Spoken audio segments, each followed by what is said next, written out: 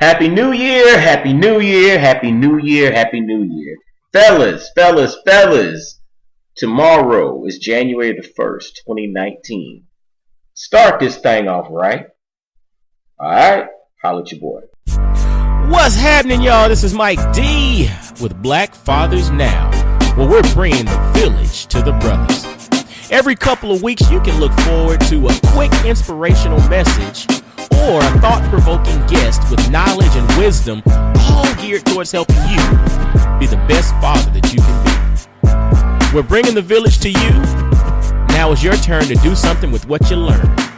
All right, y'all. Let's go.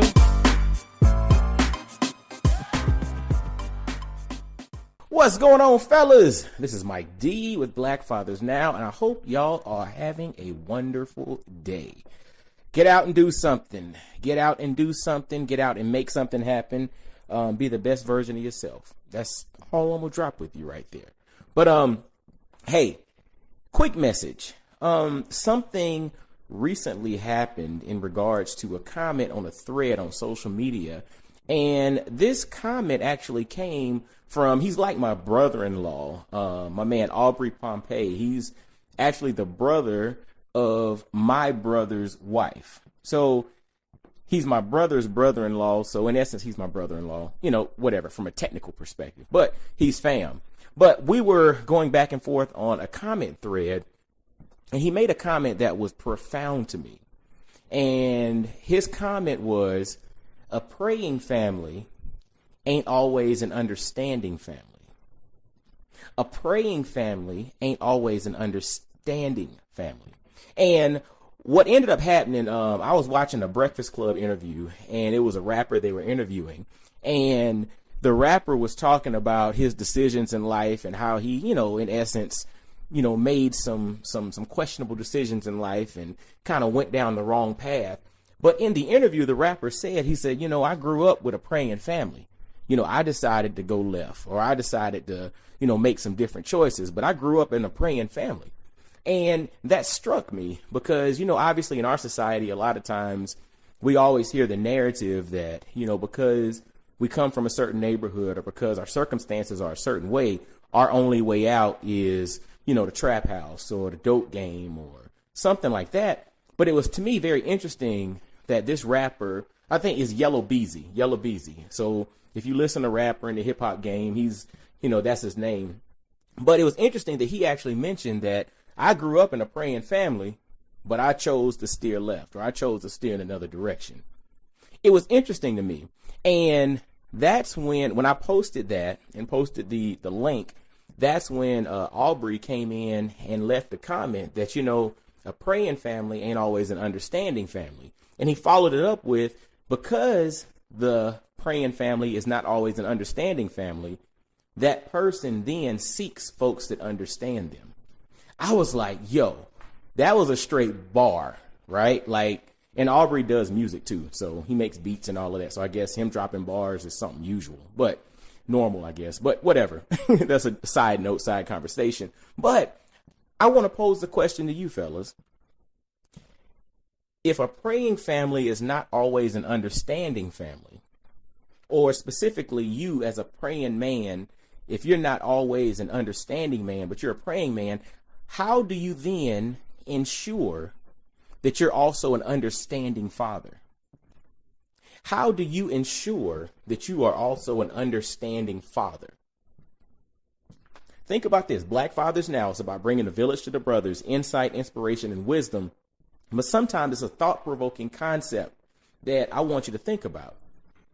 How is it that you personally are showing that you are an understanding father? Yes, praying is good. We got to pray for our families. We got to do all the good stuff. But then how do we also ensure that we are being understanding? And that's a question I don't necessarily have the answer to personally.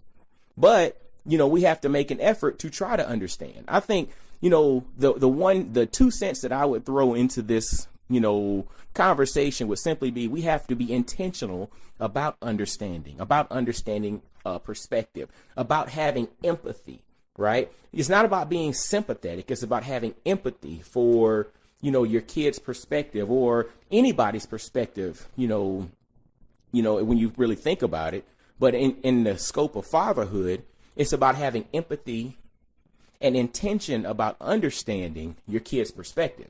Because, yes, they might go through some of the same things that we went through as a kid, but it is a different day and age. It is a different time. There are different forces and factors that are out there that we didn't have 30 years ago when we were in the same position.